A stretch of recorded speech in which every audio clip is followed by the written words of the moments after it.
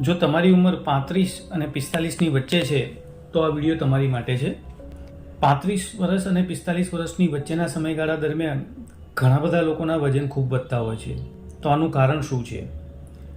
તો આ ઉંમર દરમિયાન લગભગ તમે તમારી લાઈફમાં સ્ટેબલ થઈ ગયા હો છો, તમારી લાઈફ એકદમ નોર્મલ થઈ ગઈ હોય છે, તમારી ઇન્કમ પણ વધી ગઈ હોય છે અને તમારી એક્ટિવિટી ખૂબ ઓછી થઈ ગઈ હોય છે. અને બીજું કે 35 વર્ષ પછી આપણા મસલ્સ થોડા ઘટે છે.